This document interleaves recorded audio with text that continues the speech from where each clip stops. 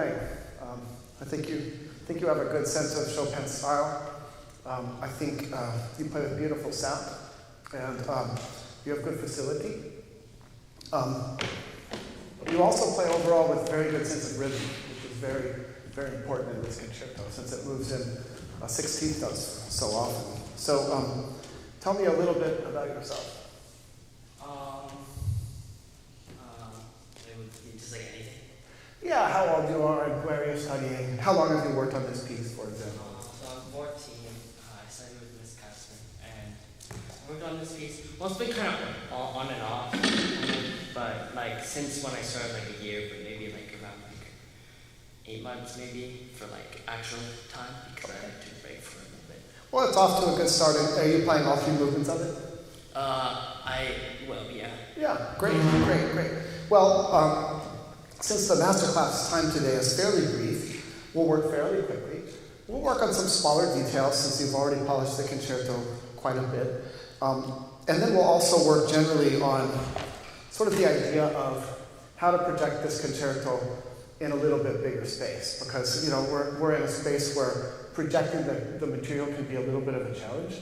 And anytime we play this concerto with orchestra, projecting the material will also be a challenge, because those are always going to be big halls. And there's an interesting fact about this concerto. Chopin premiered it himself, and he wasn't happy with his own sound projection. So he wrote to a letter to a good friend of his who was a piano maker, and he said, "Send me a louder piano." And so it was something that even Chopin was concerned about. And so sometimes we have to use our left hand a little more for projection. Sometimes we have to use our articulation a little bit more for projection. And so what we'll do to start is from the coda, and I want to work on the character of your trill, and also the way you go to the low note. I think this will be less of a classical slow, where it's like fading away, or more like a dance. There's a little bit of a diabolical quality to the end. It reminds me a little bit of something that Liszt might write, like in the Mephisto Waltz, for example. And so try some left hand. Do you have a second score for yourself?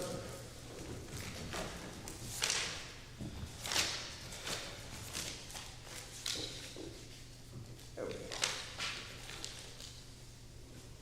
Yeah, and let's just hear some left hand and really try to get it to dance and really pop out with the articulation.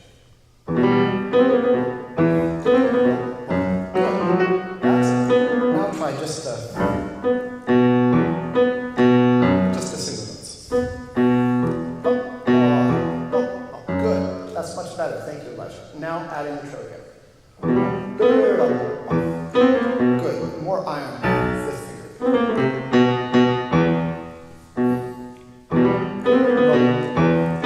That's better. That's good, but also very short. So.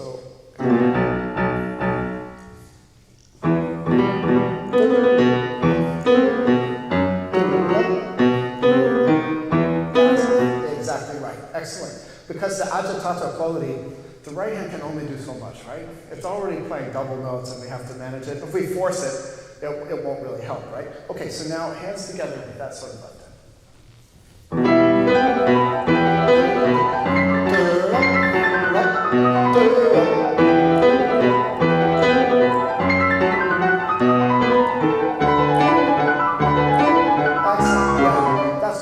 Now I think you're using all the tools at your disposal to kind of project the character for the listener. When it finally changes tonality over here, how do you want the sound to change? Go louder, maybe. A little louder? Okay. And you'll mostly do that with the bass. So when you get here, you'll give an extra bass and so on. So let's start somewhere before that. Good.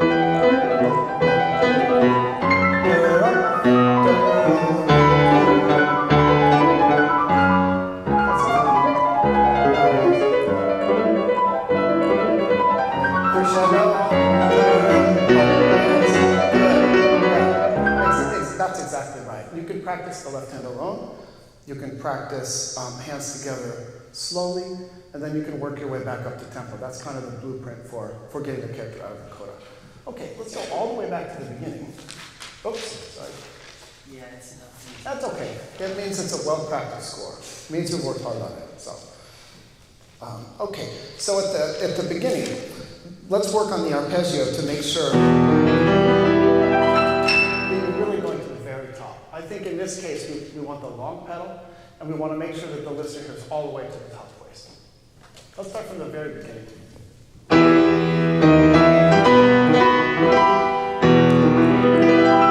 Yeah, that's already better. And I think when you get to you can play into the top number. Instead of that, you can play into it.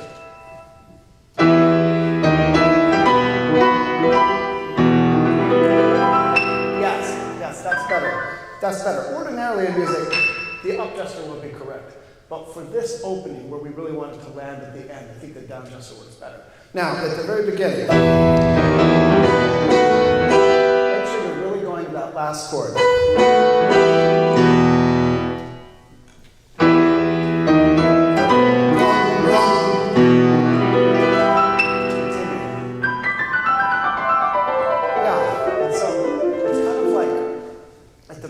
You can imagine the full orchestra with these chords.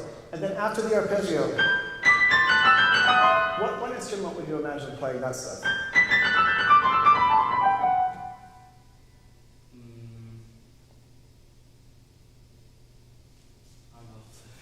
I mean, the great thing about asking a question like what instrument to play is that there really aren't wrong answers. I would say any instrument that you play high could play. Yeah. I would say, for me, it's a little bit like a violin. Violins don't usually play this high, but I think the singing quality, it's really a different tonality, so you really want it to sing. Try that.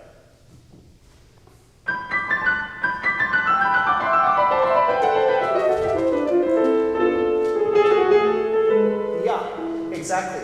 I mean, obviously it's difficult, so it's tempting to think of it in terms of the technique of it. But instead, think of how it goes lyrically, like how the rubato of the melody is, how the melody is shaped. Try one more time, and you can use a little more pedal because in this register, you don't have to worry about blurring too much because the strings are very small. Good. So at the beginning, a little longer pedal. Then when you get, then you can start lifting at each beat. Pedal, pedal, pedal. Continue.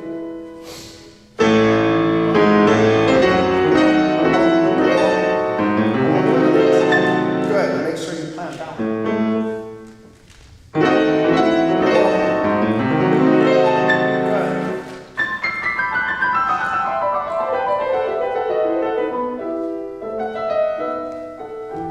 Good. And then just making sure you're making a really special sound.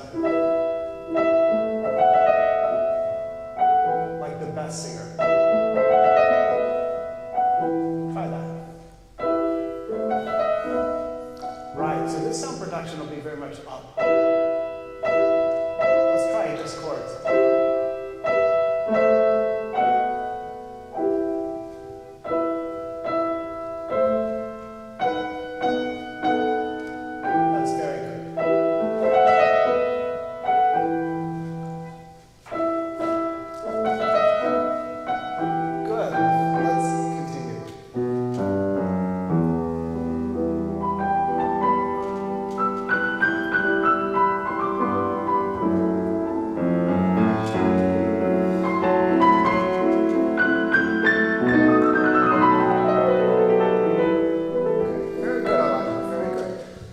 Instrument do you imagine for this melody?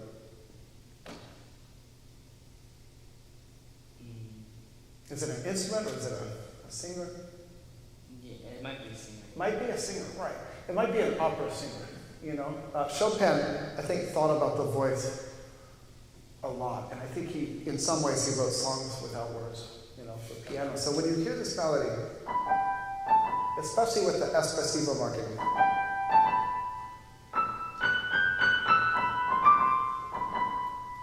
the sound and the timing would be very much like a soprano. With that in mind, try one more time.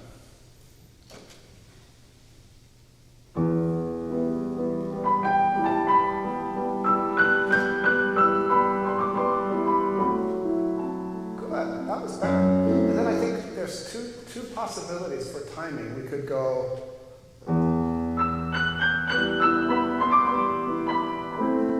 And taking time there. Another possibility.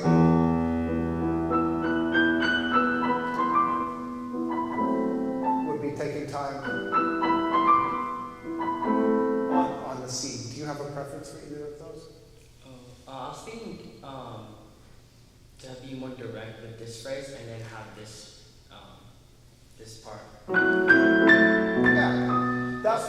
because I was thinking about like this first phrase is like kind of distant, and then the second phrase is more like expressive. So saying like kind no, of. I think that's an excellent idea. So maybe just a tiny amount of time for the beat.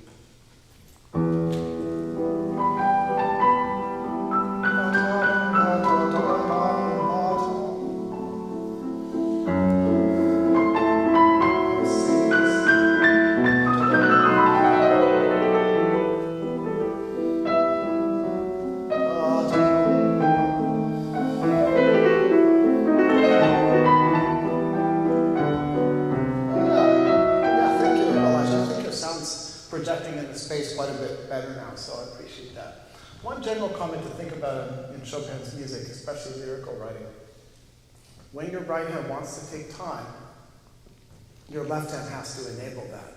So it's the left hand, actually, that has to tap the brake every once in a while. Or when you want to go forward, it's the left hand that allows the right hand to go forward. So when you're thinking of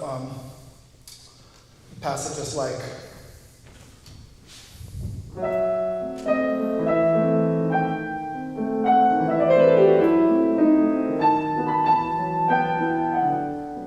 wherever you decide, I mean, there's a million possibilities, but whenever you decide, it's the left hand that's kind of leading that. Let's just take this phrase. A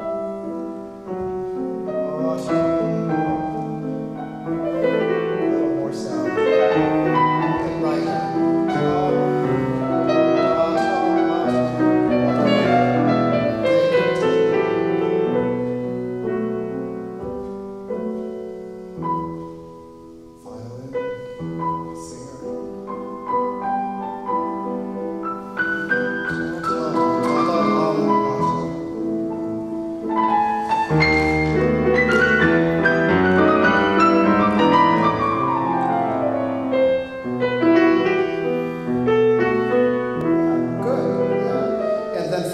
This passage, we're always listening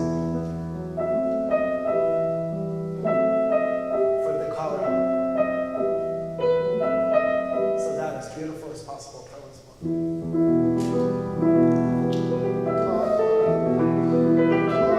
Sing.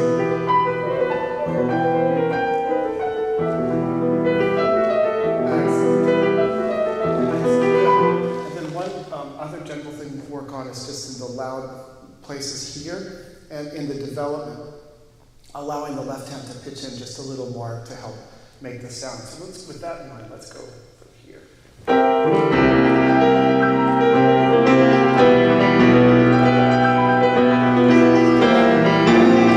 Yeah, so definitely the low basses, and then these don't have to be super loud, but they can kind of crescendo. Something like that, and then just try to go to the top a little more in the right hand. Okay, one more time.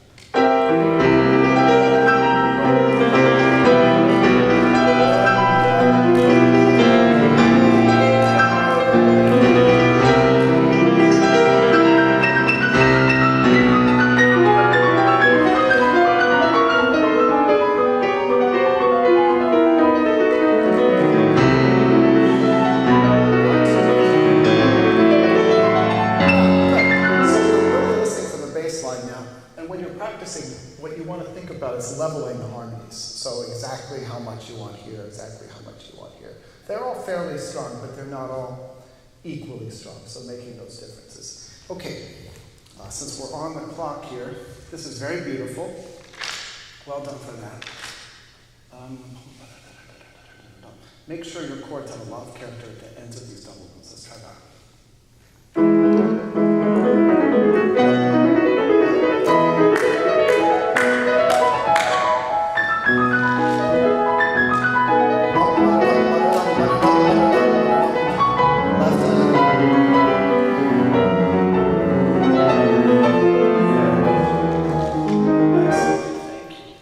the end of the exposition was really quite effective. I like that a lot.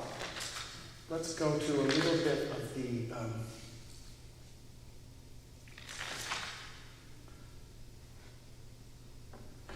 let's go over to somewhere here or before there.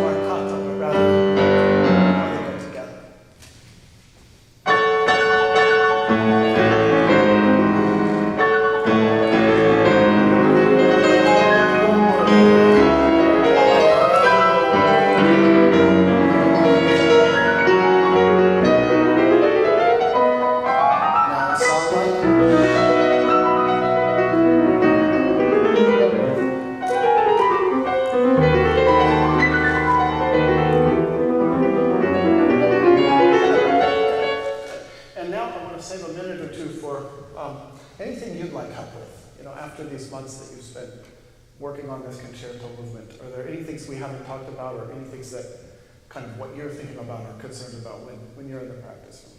So, for this part, it kind of needs crescendo, right? But it's kind of like a grand part still. Yeah. So what's like a dynamic part? Because it's not going to be like pure F. Right. I think it's about planning this. Here, I'll borrow your score for a second. I think it's about planning this passage. So you've got.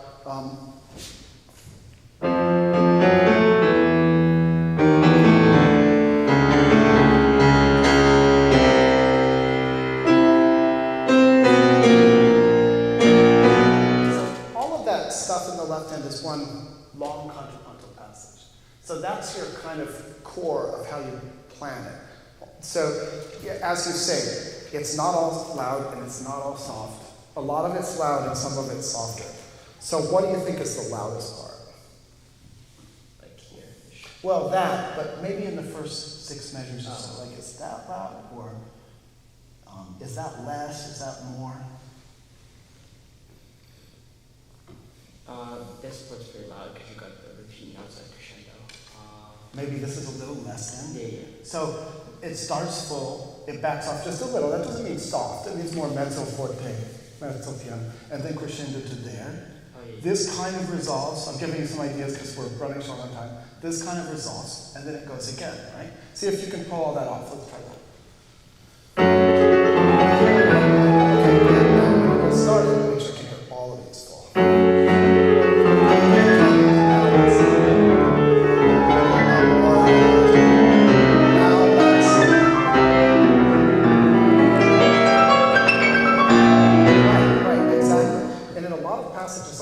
If you look at the big picture, imagine you're kind of up in the sky a little bit, looking at something from above. Chopin gives us the counterpoint. Those are the long notes, and so you scan it. You see where it goes and where the end of it is, and you say, okay, here's my counterpoint chunk. It's usually 8 or 16 measures. And then you say, okay, what's my plan? What's the loudest part of that chunk? What's the softest part of that?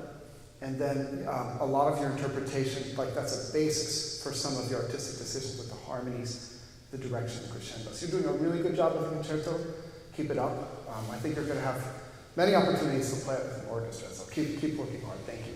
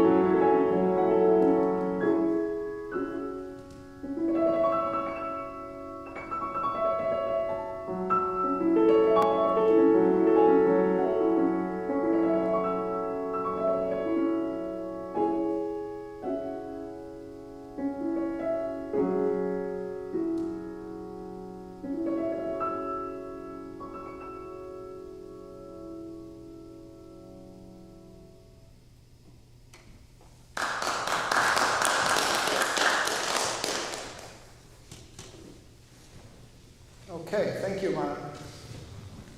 This is very well prepared. And you're playing it with a good range of sound. I think very good facility on the arpeggios. And also compliment you for good control of the pedaling, which is definitely not easy to achieve in this particular movement. So you're doing a lot of good things with it. How long have you studied it so far? I started this 5 months ago. 5 months ago. Okay. And how old are you? I'm 16. 16. Okay.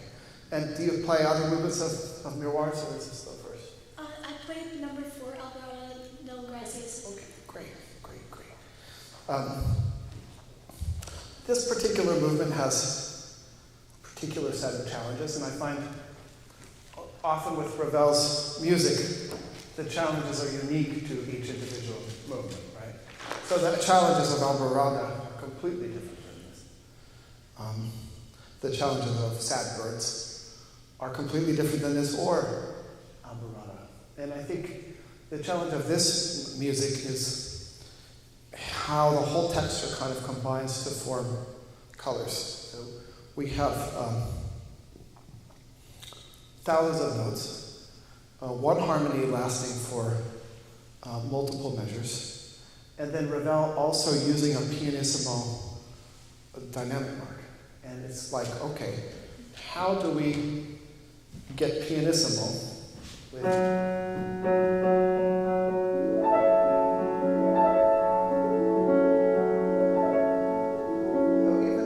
even the arpeggios are a little bit unconventional from the standpoint that we might not actually crescendo. And so one thing, first thing we'll work on is how the color of that.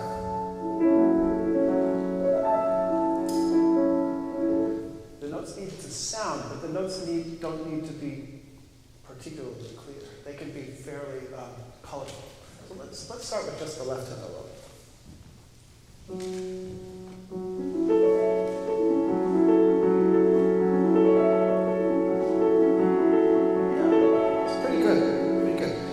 Exercise where we don't play the notes.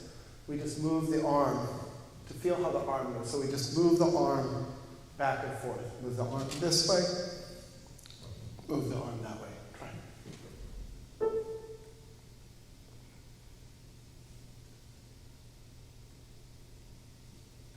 Yeah. That's a very good arm movement. I think the trick to these arpeggios is you want to feel the arm move first. So the hand is following the arm, like this, not the arm following the hand. So try it with as written again.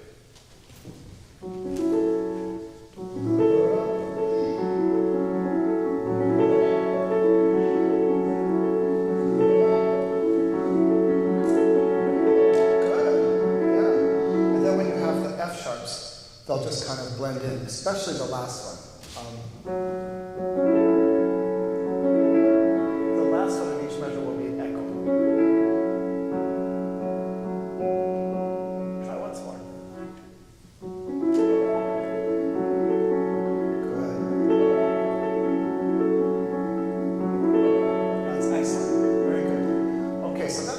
Something you can work just a little bit in the practice room each day.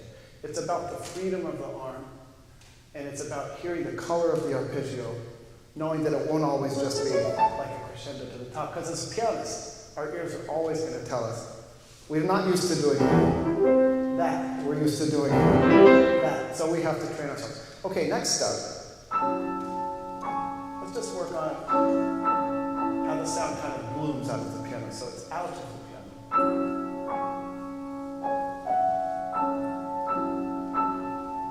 You could play just a bass or just a chord in left hand.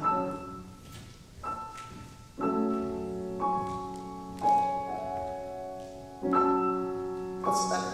Put your pedal down for a second. Try to aim for a bell-like sound. It keeps growing after you. So not too stuck to it. Good. Feeling up. Good. Good, yeah. And then feeling this gesture.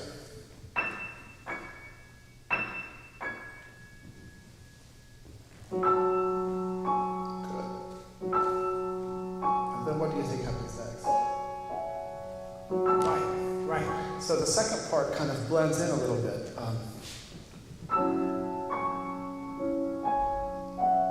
To me, this part sounds more sad.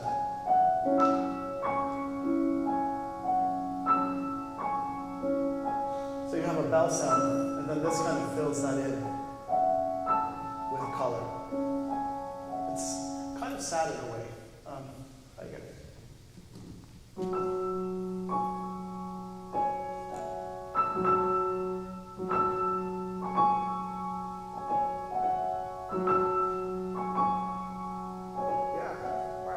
So it's almost like Ravel's depicting maybe a fog.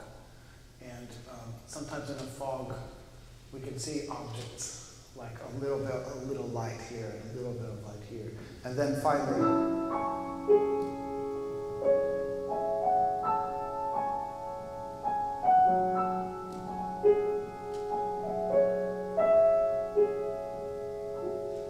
in some ways, those middle voices are the most beautiful of all. Okay, so now let's go back to playing as written, just normal, and letting the left hand blend in, and making those bell-like sounds to the right hand.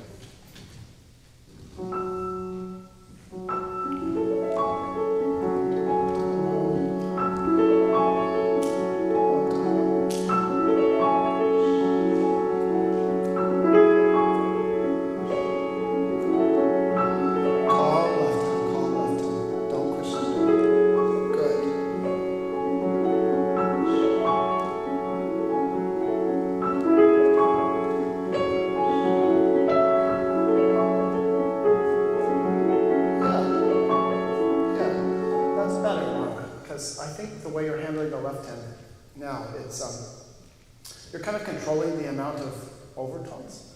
If the left hand crescendos too much with the pedal down, then the number of overtones kind of grows.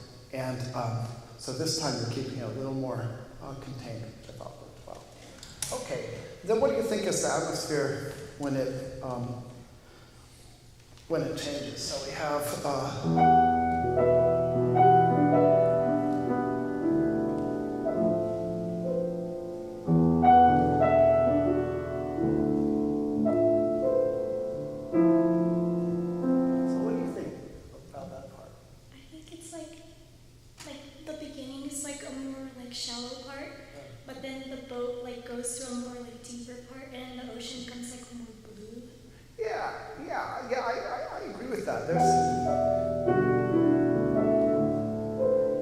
there's kind of dark qualities about this part, or deeper qualities. I like that. So try to make a different sound for this. It's E minor now, which is also a different key. Let's try it. Don't crescendo. Try to do it without crescendo in your left hand.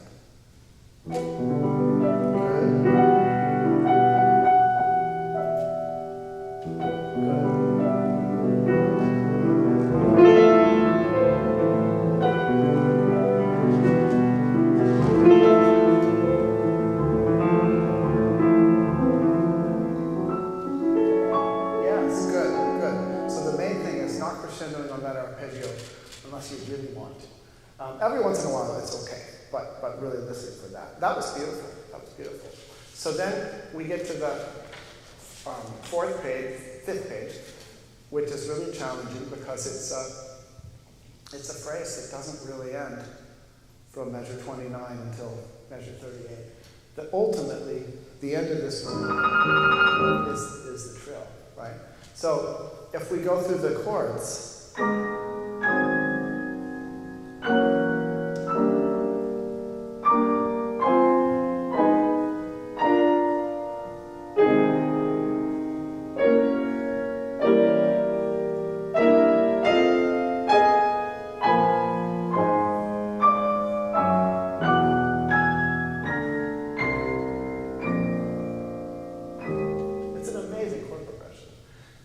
About this particular piece of music, Ravel almost never uses chords that are just regular major or minor chords. They always have a seventh, or a half diminished, or a fully diminished. And so you'll notice that he doesn't use any root position, just triads, until the very end, when he's resolving. So that's one of the things that makes this part sound so eerie. And the crescendo happens over a long period of time, so we want to avoid getting too loud too soon, because the forte only finally happens here. And then in your ear, keep the thread of that melody that's just gradually getting louder. Let's try it.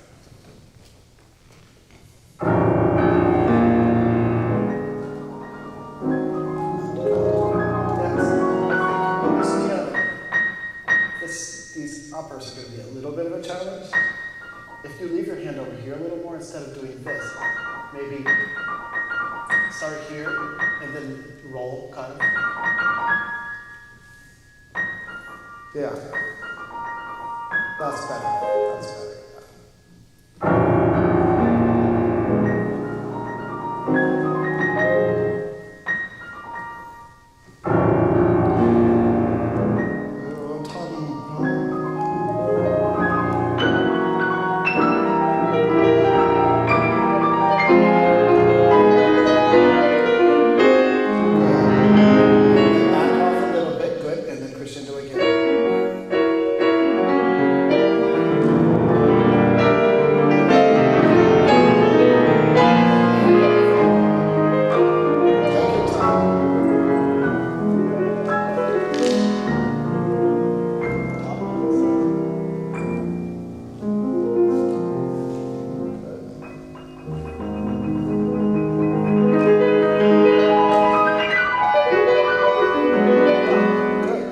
That was very, very well done. And one trick for the arpeggio is, I like how you held the pedal the whole time. What you could do to not lose the sound is you could hold the pedal just slightly through that. So instead of lifting it immediately here, lift it like here or something like that. The climactic part still is under the pedal from that. It seems like it would be really blurry that way, but it won't, because this is at the very top of the piano. Try it.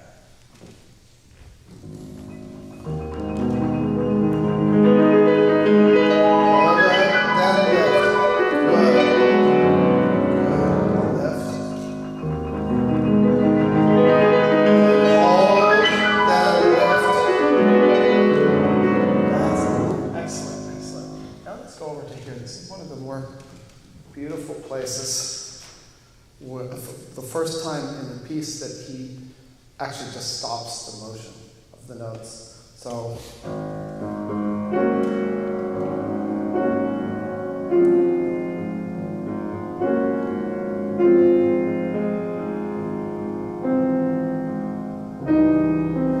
There's a lot of mystery in that part, and a little bit of sadness, but also a beautiful bell sound as well. Let's try that.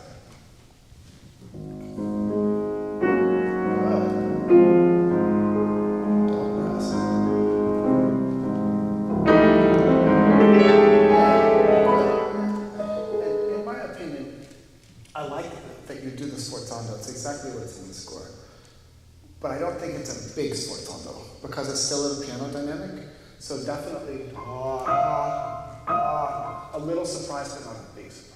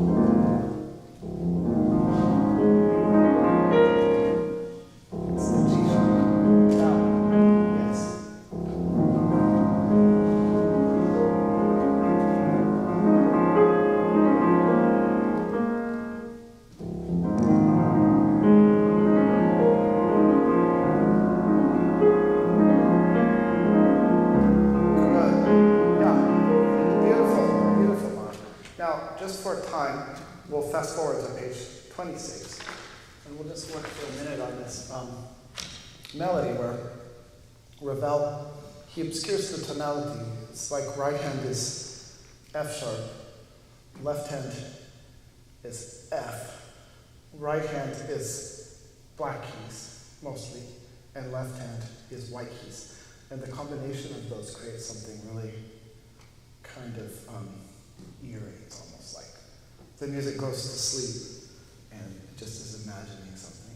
And then there are these kind of amazing surges that happen along the way. So let's just start here.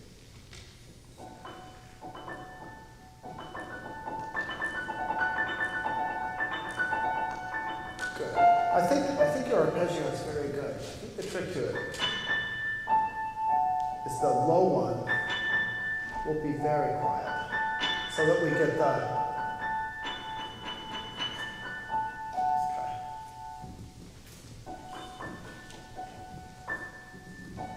Yes, and then the upper.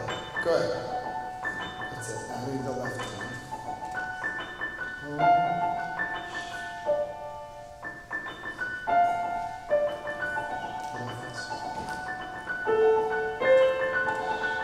Relax your left hand. Yeah, that was better. And now let's just work on left hand for a moment, and then we'll have to wrap up just because of time. But let's work on left hand alone, since there's this amazing phrase.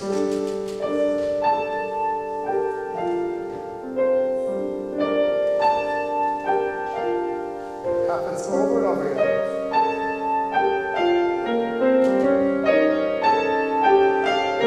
So it's very additive, and then it becomes a little more urgent each time. First,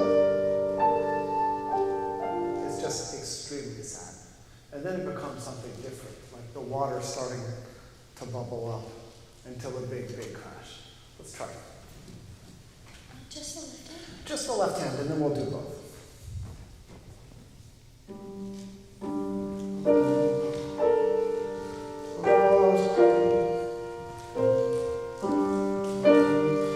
Relax your hand.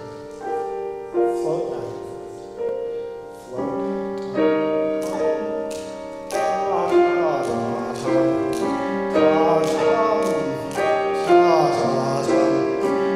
More left hand. Yes, good, thank you. So that's what to listen for, even more than the right hand. The right hand's going to do its thing. The left hand is what to listen for there. Let's play hands together.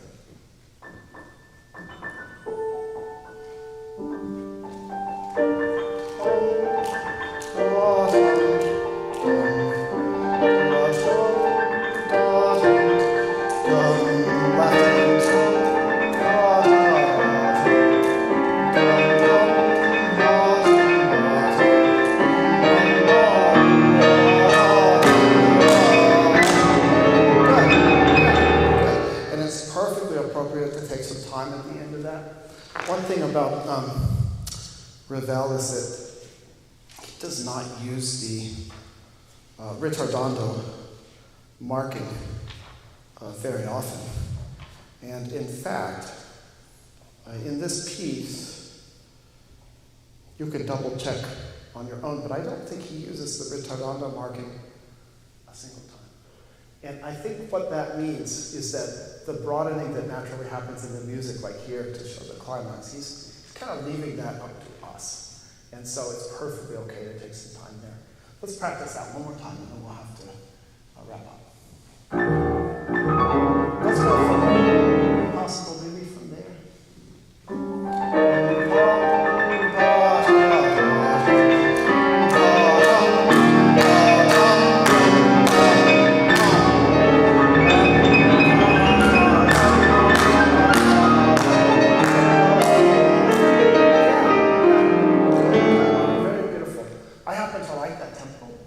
I actually think that this climactic part is more effective, more like that tempo, because the powerful kind of crash of this has a little time to settle in. So I thought that was very good. Wish we had more time, but I think we covered the main things. Do you have any questions about it? I was wondering, like, been having like a hard time like adjusting like the sound for this one because like I want this to be darker, but sometimes I feel like I play it too quiet and then the top note just like kind of disappears. Yeah, I think what you could do is solve that problem by playing the first one a little more into the piano. So this first one with that tenuto, a little more into the piano, and then this a little more.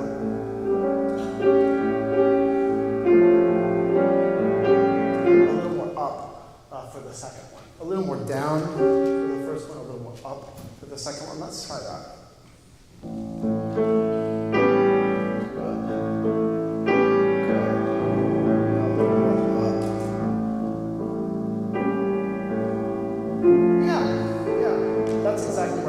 Difference in the timbre and the color this time. That's what's most important.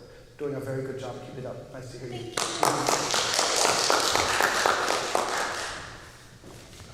You're welcome.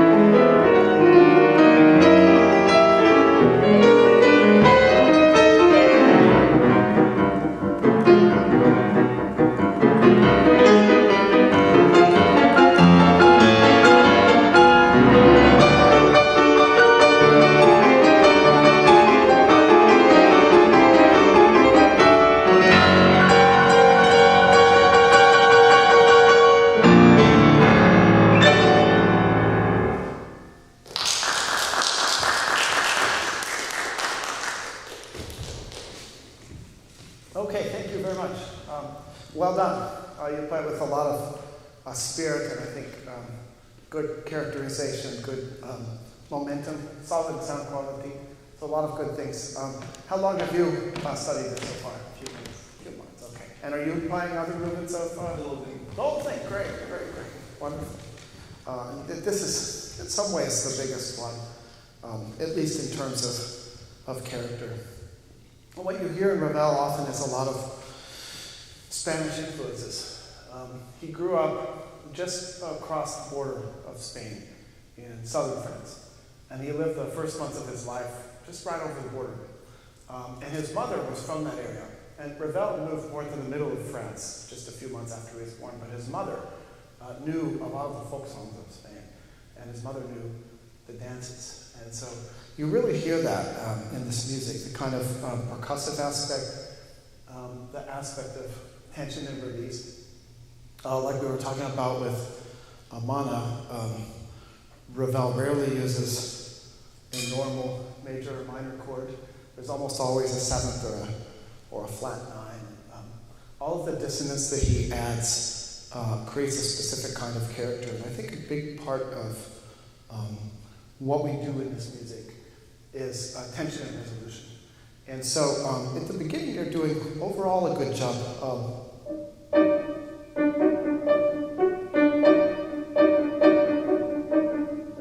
I would like maybe, if possible, a little more drier articulation in the right hand on each of these. I think you're doing a good job going to there, but I'd like to hear the crunchiness of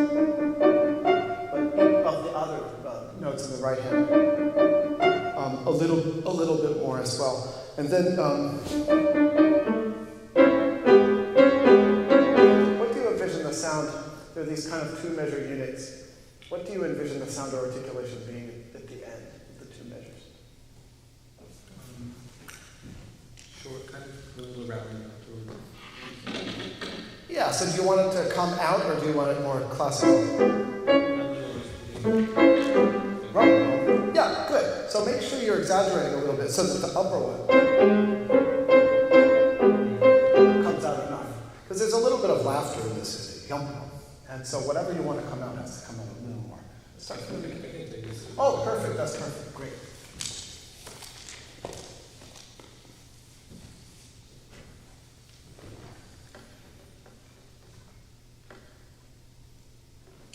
Excellent. Let's start.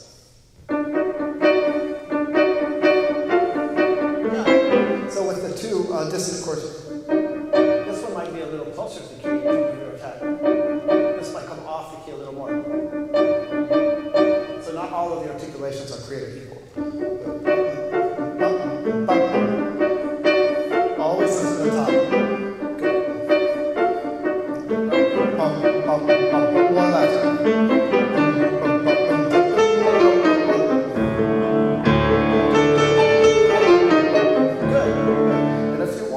Touch the pedal for the fourth. It would just be for a moment, a momentary, to give a little more dance quality there. Yeah. Pedal.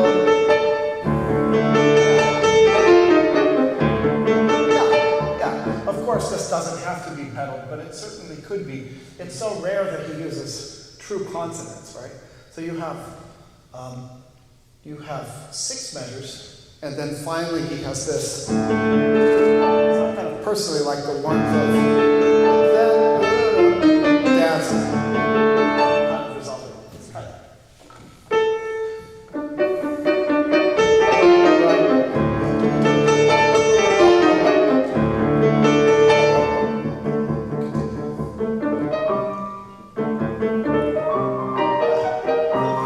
It's a deceptively tricky arpeggio, actually. Let's go in slow motion.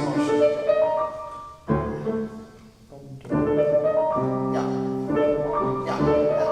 I think it's okay to take the amount of time that it takes to play the arpeggio. So it could be just a tiny bit of broadening.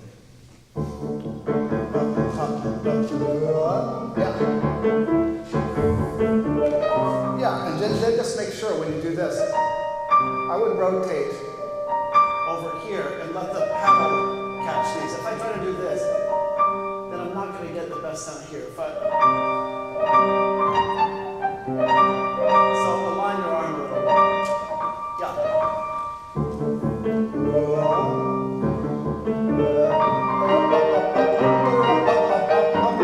Good, yes. And there's kind of a different color, so you have.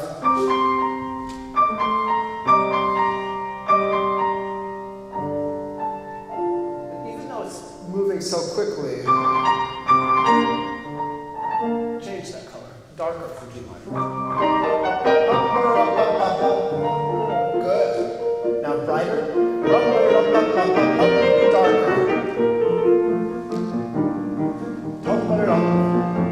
This is like laughing again. All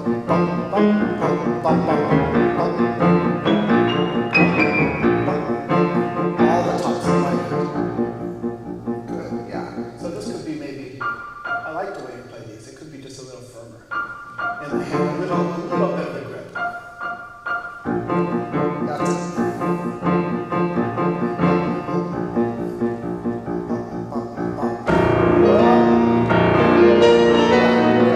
And this is another moment where I think you can simply take the amount of time that it takes to play it. So you could watch a recording of the orchestral version. Conductors are incredibly good at this. So they're conducting. It's not just going to be. They'll be a little more up, and they'll give the orchestra strings just a millisecond to do that. One of the things fascinating about playing the piano is that we get to imagine that conductor and say, okay, yeah, how do we want this to go? Because the fingers are such a fine and small muscle. It's very tempting at the keyboard to always present the notes in exactly the meter. But sometimes, artistically, it's so much better to broaden a little. So try again.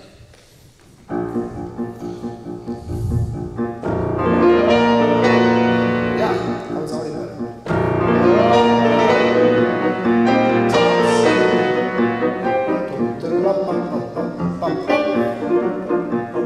Good. So both of these.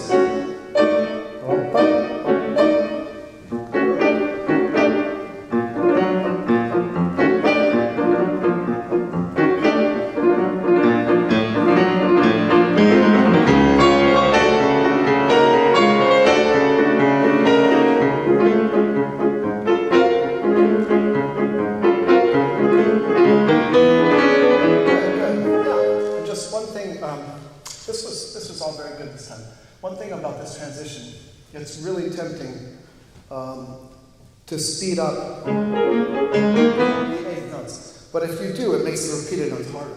So I would actually counsel kind of the opposite. Kind of replace these carefully, because then it sets you up. And what's important here is the character. In the orchestra version, there's some percussion involved. In this stuff. So you really want that dance to come out. Okay, let's just try the transition.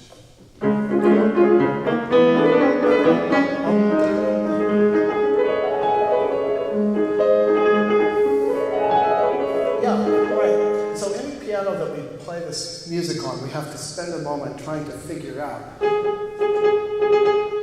exactly the responsiveness of the instrument and exactly what we have to do with our hand. So that means, for example, how high or low is the wrist? First. Second, how far up do we allow the key to rise? Is it an all the way up situation? How good is the escapement actually? Let's just hear 3. Good. Try just a little more elevation in your wrist.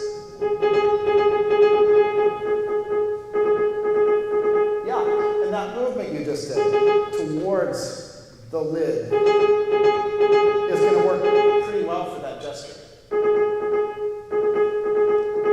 Good. Now let's try this.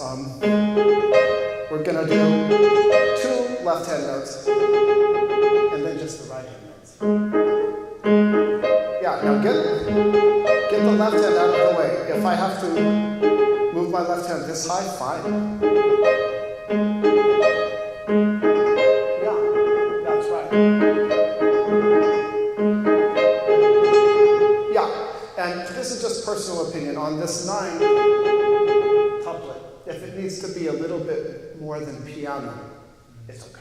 Because the characterization of the repeated notes is probably more important than if it's super soft. So try again. Good, good. Now let's work on the left hand a little bit. So let's just do. I want to get the character of those. Yeah, nice and short, and mostly with the fingers. Actually, not too much with the whole arm. Yeah, good. That's the low-hanging fruit. That will help with your character with minimal effort on your part. So play the left hand like that, and let's add both hands. Keep going.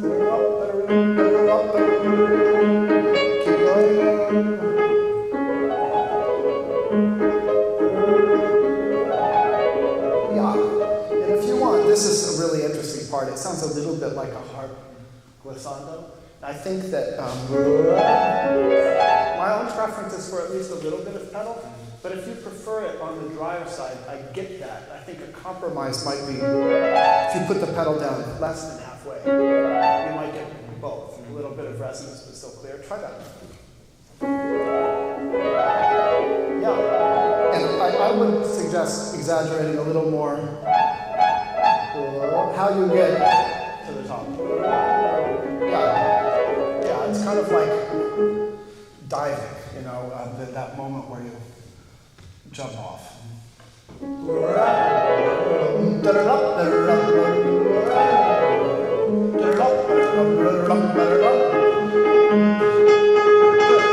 then here, you can get just a little more aggressive with your fingers.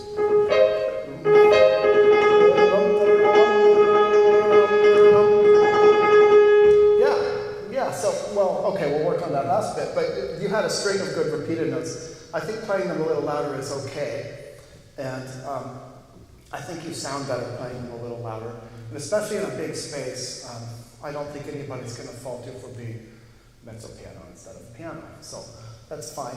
So now let's just practice the transition back. I think the trick is to keep playing them with the same technique, just getting gradually softer. Yeah, exactly. And then, yeah, and that was better, Elisha. And then in my opinion, this is completely different atmosphere because he gives us these.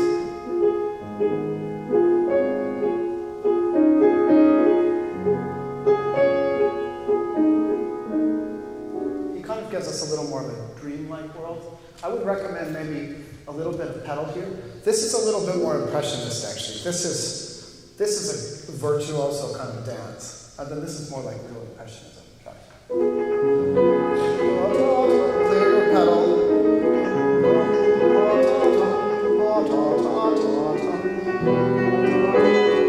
Now it starts to dance again gradually.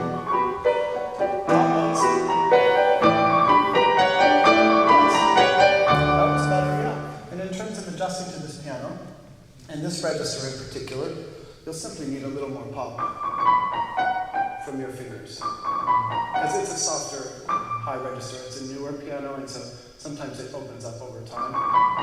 So for now, we have to give a little more.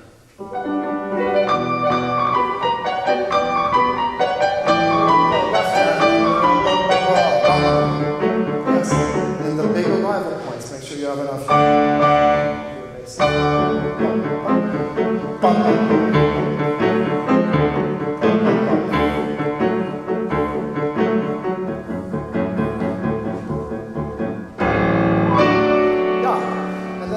Beautiful folk melody, probably the sort of melody that Ravel's mom would sing around the house. The biographer of Ravel said that his mother was always singing these songs, like all day long. It's one of the things she did just as the time passed during the day while she was working in the house. So try to imagine a singer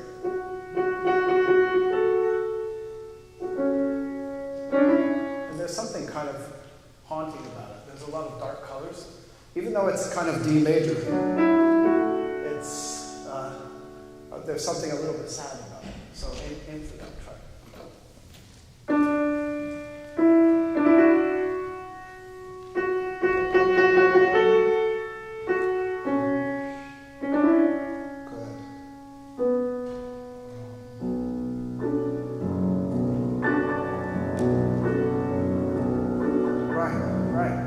So this is kind of like a singer in your midst. This is a singer that's like here.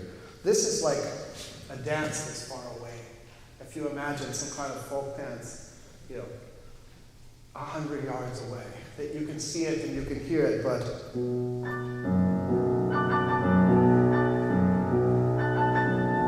so it needs to have the dance character, but still kind of be dissonant. Try it. Good. And if I can have a little more.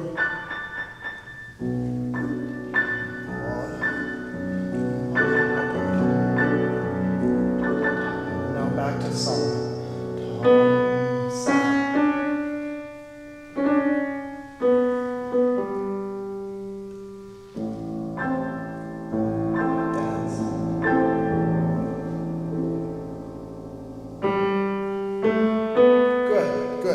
And if you place it from the arm,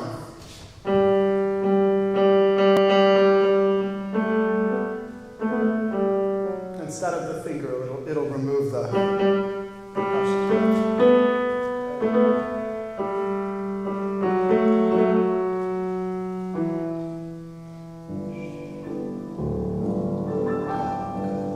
Now just for time, we'll jump around a little bit. When you play this, still even here, think of that dance quality. Try that. Good. Now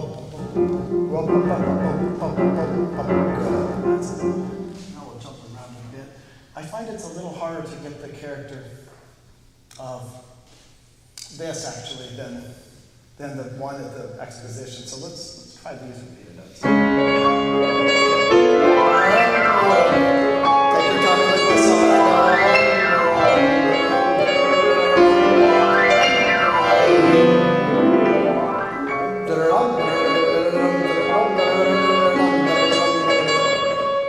Now switch to impressionist mode. Top notes, take your time.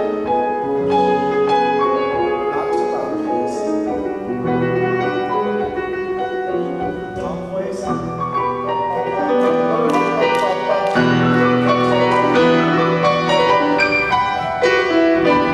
Excellent. And now let's just do the coda.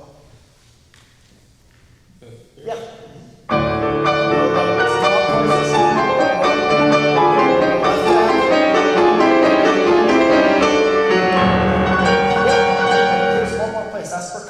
So take your time to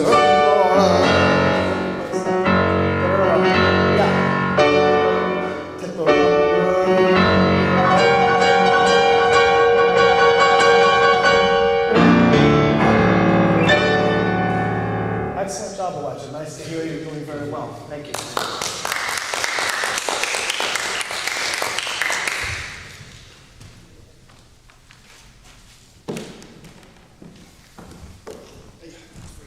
Thank you.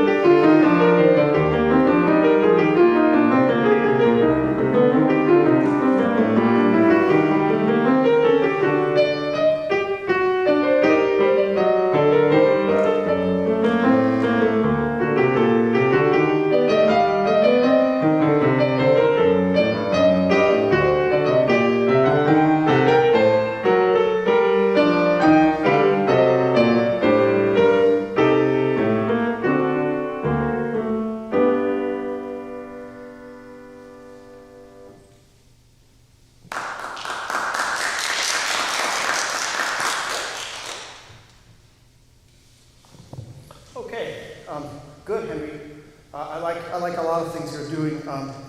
In particular, I think you have good sound in both the prelude and the fugue, and very good rhythm, very stable.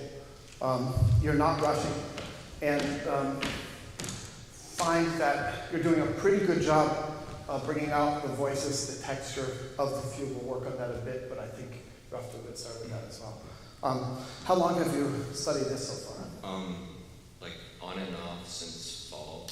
Okay, on and off since fall. Yeah, it's an amazing prelude and fugue. The prelude and the fugue are kind of opposites. Bach tends to write these one of two ways. Either the prelude and fugue are kind of similar character, i.e. number 1, the famous C major, or they're opposite, i.e. C major from book 2. And this is one that's kind of opposite because the prelude has such lyricism. It's a little bit like the prelude of the first partita, actually, but in a minor key. Very lyrical. And then the dance-like quality of the fugue. And, for me, there are many, many amazing things about Bach. One of them is the blank page and the opportunity for imagination that kind of activates. I love the idea that within the bounds of the style of Bach, all of the decisions are up to us. So I'm going to just start asking you a few questions about the prelude, just to refine a little bit more what some of your goals are dynamically, where some of these phrases go. So the first question would be, in the first measure, do you think the trill is more important, or do you think the left hand is more important? The left hand. The left hand's a little more important, right? Is it challenging to do that? Yeah, absolutely, because the trill is like, look at me, it draws a lot of attention to itself, right? I think it's important for the trill not to be too fast. I mean, we tend to be tempted to really flutter trills like this, and you don't want it to be too slow either, but the trill is just a medium tempo trill, and maybe we should start with the left hand. I love the kind of haunting sound of this.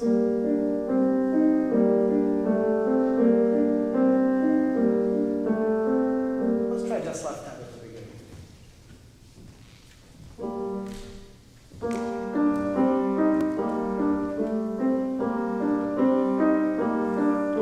Yeah, I like that. What you can do is relax your wrist a little more and have a little more of a movement here between the different harmonies. The hand's kind of gradually going this way and then back this way.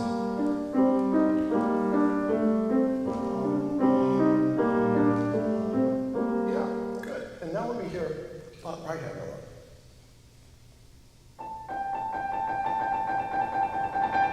Yeah, that's good. Now if you want to get a lighter sound on your trill, simply float the wrist more. So instead of that, yeah. Now let's try putting them together.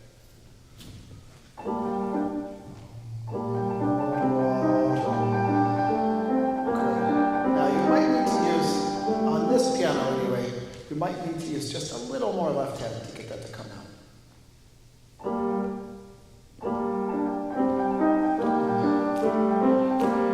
Let's keep going.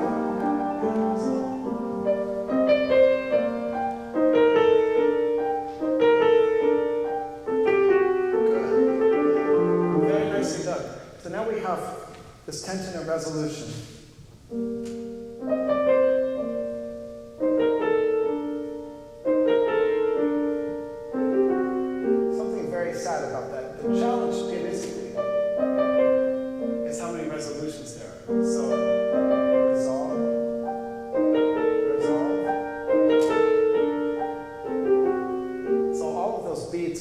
Resolutions. And then you have these B's, these G's.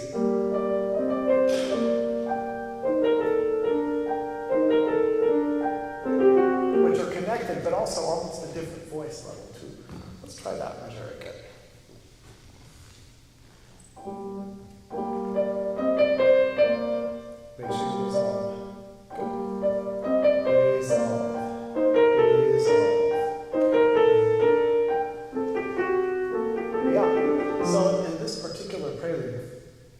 A lot of the downbeats and a lot of the main beat pulses in general are the softest.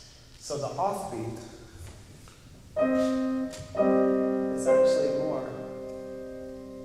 That's actually less.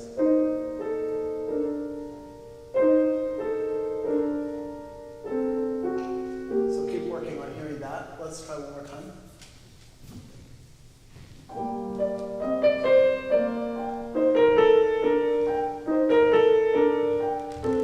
Good.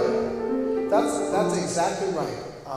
Just without too much dynamic surge, not too much crescendo, so that we get, I guess, a haunting atmosphere.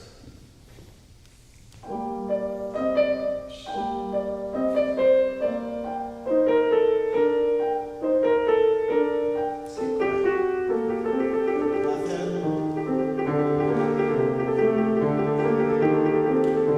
Higher wrist will help. Good. And then measure 3 in some ways is even more challenging because we've got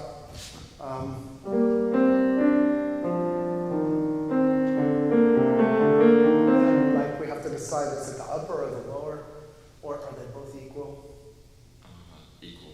Equal. Okay, let's practice that. Because I do think that's a legitimate way. For them to be equal, you'll need just a little more top than what you did before. Let's try left hand a little.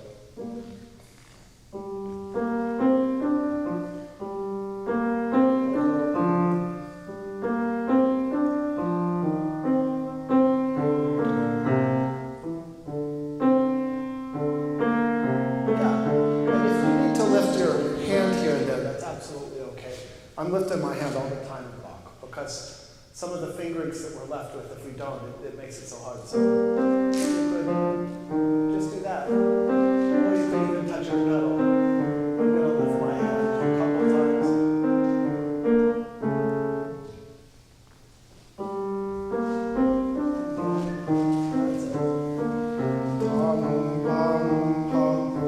That's exactly right. That's better. And you're always welcome to do that in Bach.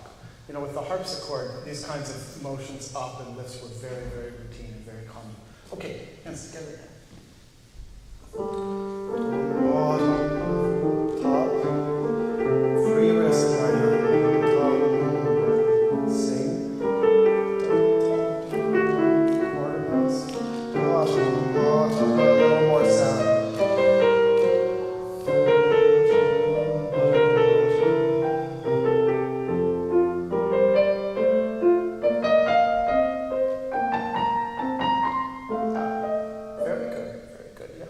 Most Bach minor key preludes, he's eventually going to transit to a major key. And that's when you get a little more hopefulness. That's when you get a sensation like maybe the sun's coming out. And it's literally right here in this chord progression.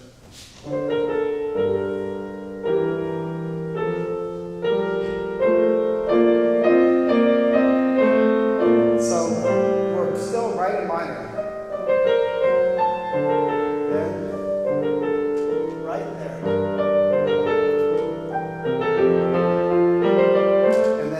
Something a lot more hopeful and optimistic, so it's okay to change the mood a little bit more. Well done, all of that was well done. Let's start from there.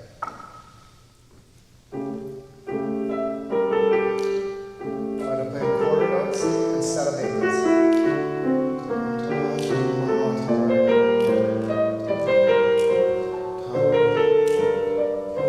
Keep it moving, Henry. Build the sound.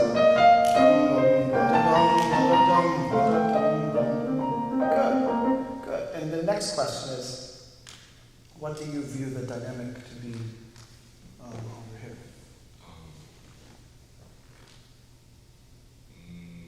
Piano, mezzo piano. Yeah, maybe mezzo piano, maybe mezzo forte. But it's the beautiful thing about Bach is it could be either. If you want it to be mezzo piano, then I maybe suggest growing more here and then subsiding. Because otherwise it might be too soft or too long. But yeah, that's an option. You could maybe be mezzo forte around here and then just kind of consider this like a reset. Let's try it. You can let it move forward.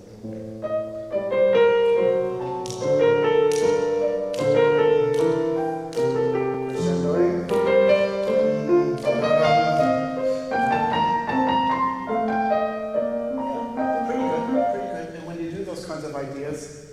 let your left hand help. So you have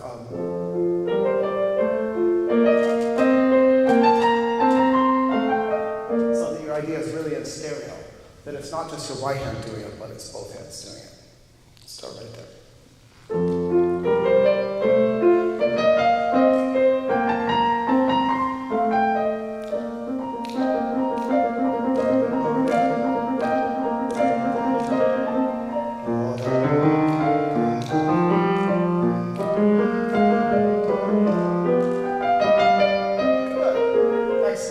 So your idea, to my ears, was much more convincing this time.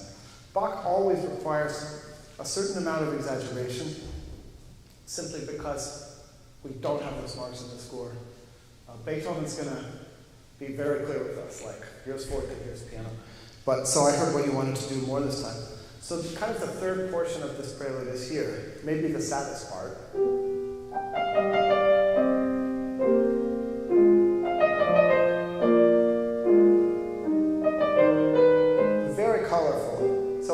Soft. It could be louder.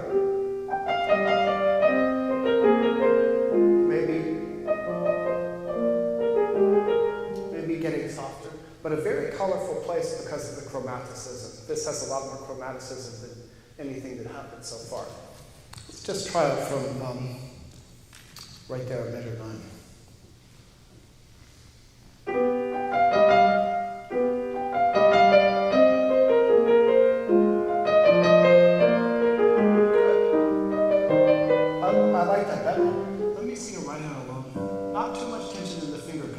About half of it can be done with your wrist. Yeah, relax your arm just a little bit more. That's better, that's better. Try this, just for a minute, dropping your arm here, shaking, and now playing the same passage. Good,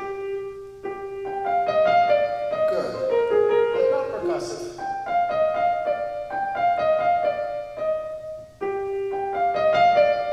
It's a little too tense in the fingers. Try this, letting your fifth finger come this way. That's better. Now you have a gesture. Good. Add the left hand. Okay, excellent. Now let's try hands together for that.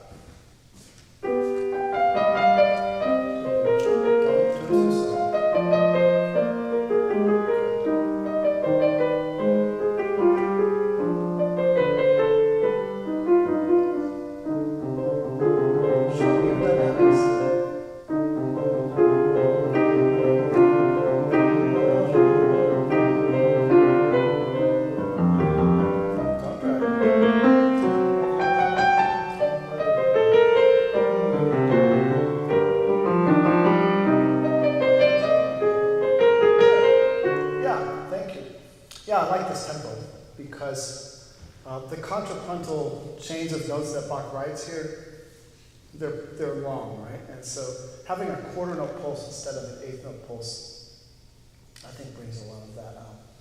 A couple arrivals that happen here. He gets to this flat 2 chord, and it's kind of significant because he has the half note in the left hand. He kind of stops the motion.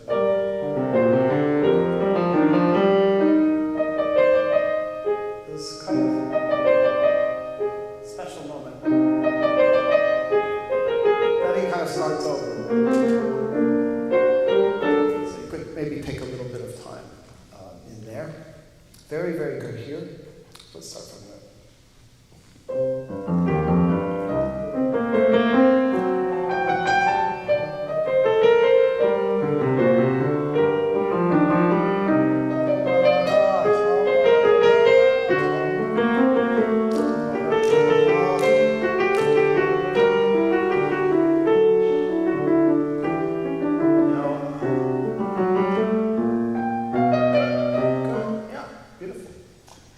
The most interesting moment in the prelude is here because it's the only time in the prelude that he has a big lead. He takes very special care of all the counterpoint. And then here, he could have done this. He could have stayed in that register. Instead, so that's, on a harpsichord in particular, that's a pretty big surprise. And especially with the rest that he writes. So you could consider, it's not the only way to do it, but you could consider playing this considerably louder. So the idea that you have this kind of resolving, and then that's kind of like a big moment in the piece. Maybe we could just try it one more time.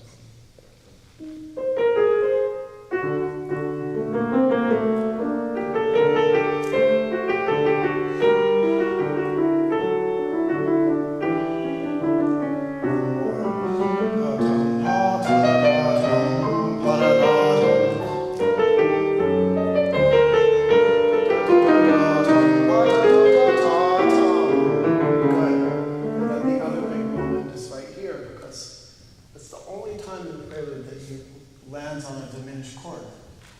The whole rest of the time he doesn't really do that.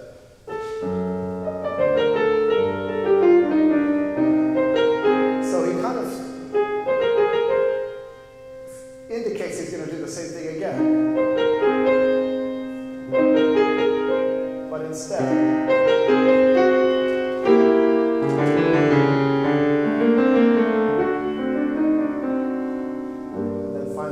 so if you want, you could make a little bigger deal out of that as well.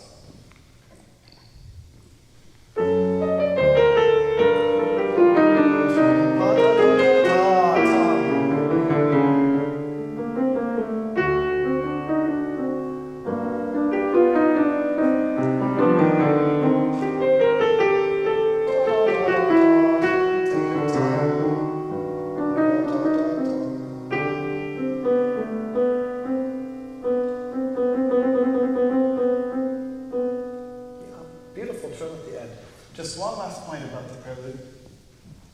Sometimes what Bach does is he writes a very long note with a compound melody underneath that eventually resolves. So what we have here, F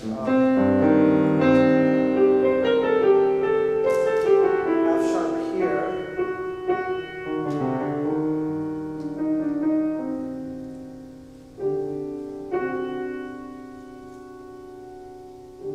if you can really resolve that, so not too loud.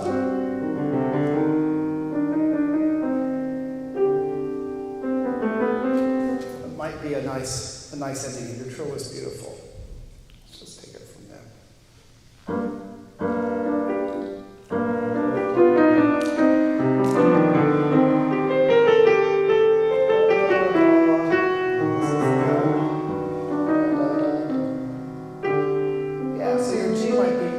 But it was already better. Let's just start from the F sharp.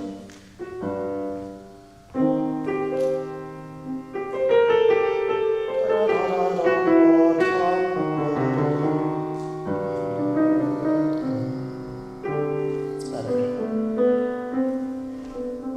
Yeah, excellent. Very well done. So mainly I just gave you maybe a few more ideas. I think you're playing prelude well. I think you have a good sense of atmosphere and a whole lot of good things, good clarity. And so just a few things you can think about. And just personal opinion, I thought that the quarter note pulse worked well for you because I started hearing the line longer. So well done. Any questions about the prelude?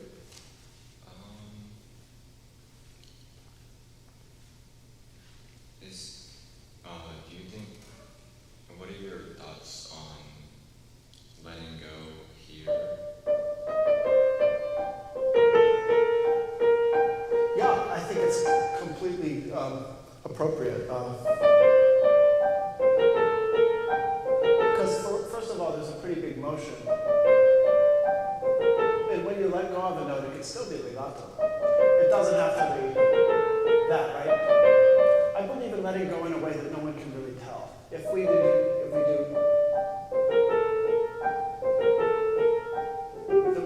the resonance of the note is enough to connect it without this.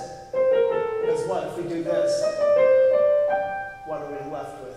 We're left with that hand position, right? We're trying to avoid the most awkward hand positions. So yes, I think you can do it. You just have to do it smoothly. Any other questions about the prelude? Okay, we'll have a lightning round in the fugue, because I think we have about 3 minutes, maybe 4. So what do you think is the character of the subject?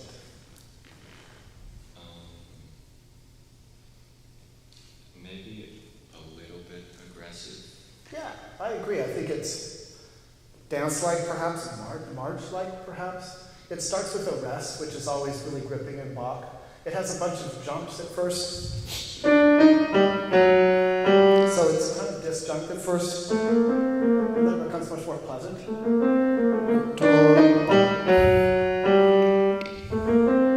So try to bring that out a little more obviously.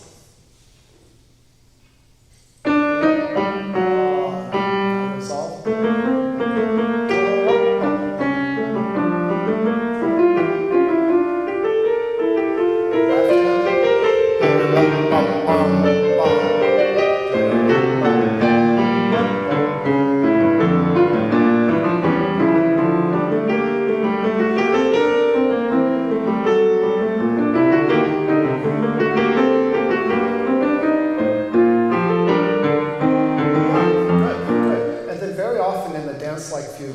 When Bach writes a transition or when he writes an episode, he often turns to lyricism to create contrast. So, starting from here, it's a little different.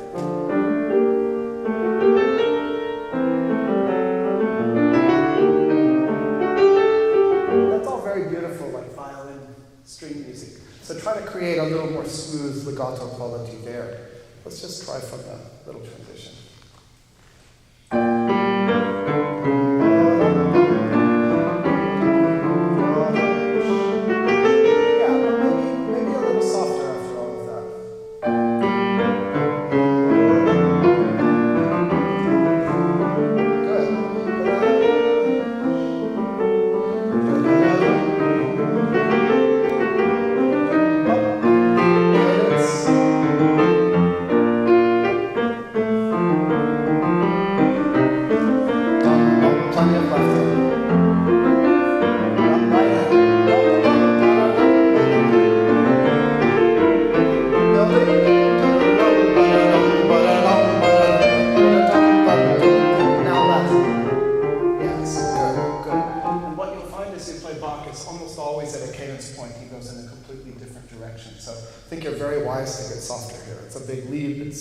Atmosphere. So let's just take it from here and we'll go a little farther.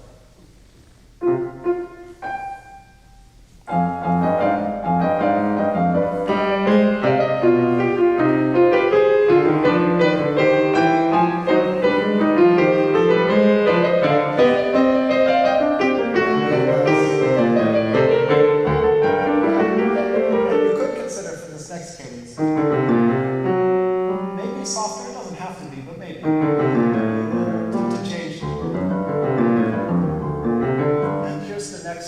To lyricism for the episode. It's maybe the most beautiful passage in the fugue.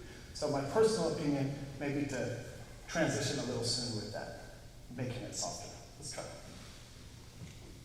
There's a good place.